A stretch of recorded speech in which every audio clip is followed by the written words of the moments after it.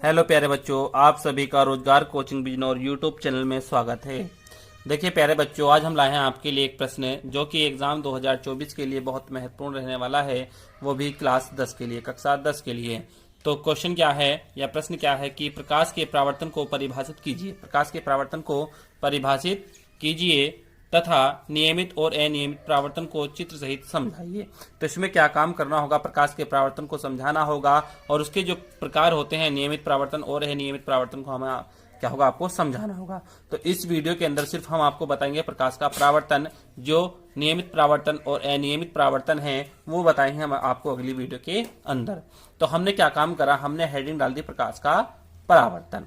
अब प्रकाश का परावर्तन या तो चित्र के माध्यम से समझ सकते हैं, और जिस चित्र के माध्यम से नहीं समझ सकते तो आप क्या है परिभाषा के माध्यम से समझ सकते हैं। तो चित्र के माध्यम से मैं आपको समझा दूं कि यह है चिकना पृष्ठ। क्या है चिकना पृष्ठ, इसे मान रखा है m और इसे मान रखा है m डैश। तो इसकी परिभाषा कैसे याद कर सकते हैं कि जब कोई प्रकाश किरण किसी चिकने व पोलिशदार सतह पर पड़ती है तो उस सतह से टकराकर वापस उसी माध्यम में लौट जाती है। प्रकाश की इस घटना को प्रकाश का परावर्तन कहते हैं। क्या है कि जब कोई प्रकाश किरण किसी चिकने व पोलिशदार सतह पर पड़ती है तो उस सतह से टकराकर वापस लौट जाती है। लौटने की इस घटना को प्रकाश का परावर्तन कहते हैं। ये तो था चित्र के माध्यम से। वैसे परिभाषा क्या होगी कि जब कोई प्रकाश किरण किसी चिकने व पोलिशदार सतह पर पड़ती है तो उस सतह से टकराकर वापस उसी माध्यम में लौट जाती है। लौटने की इस घटना को प्रकाश का परावर्तन कहते हैं। कोई दिक्कत तो नहीं। अब आते हैं इसके नियम। इसके नियम जो होते हैं वो होते हैं दो। प्रकाश के परावर्तन कितने नियम होते हैं? दो होते हैं, जो कि क्या है चित्र के द्वारा हम समझ सकते हैं।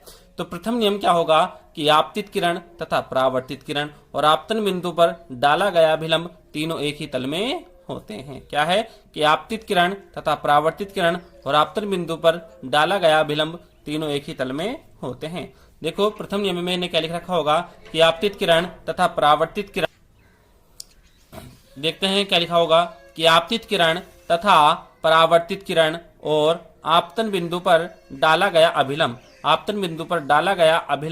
तीनों एक ही तल में होते हैं या नहीं। तीनों एक ही तल में कि आपतित किरण तथा परावर्तित किरण और आपतन बिंदु पर डाला गया अभिलंब तीनों एक ही तल में होते हैं। द्वितीय नियम क्या होगा कि आपतन कोण का मान I तथा परावर्तन कोण का मान R सदैव बराबर होता है। मतलब जितने भागों में इधर होगा इतने ही भागों में इधर होगा, मतलब दोनों साइडें जो होगी वो कैसी होगी, बराबर होगी।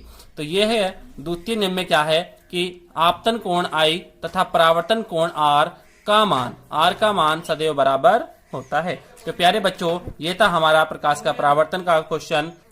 तो जो मैंने आपसे बताया था कि प्रकाश का परावर्तन, अब इससे अगली वीडियो जो आएगी वो आएगी हमारी नियमित परावर्तन की और अनियमित परावर्तन की। वो भी पूरे चित्र के माध्यम से उसको समझेंगे। तो प्यारे बच्चों, अगर जो आपको हमारी वीडियो अच्छी लगी है तो आप हमारे चैनल को सब्सक्राइब कर ले और वीडियो को लाइक कर दे और अपने दोस्तों को ज्यादा से ज्यादा शेयर करें। अच्छा प्यारे बच्चों, मिलते हैं अब अगली वीडियो में, तब तक के लिए धन्यवाद।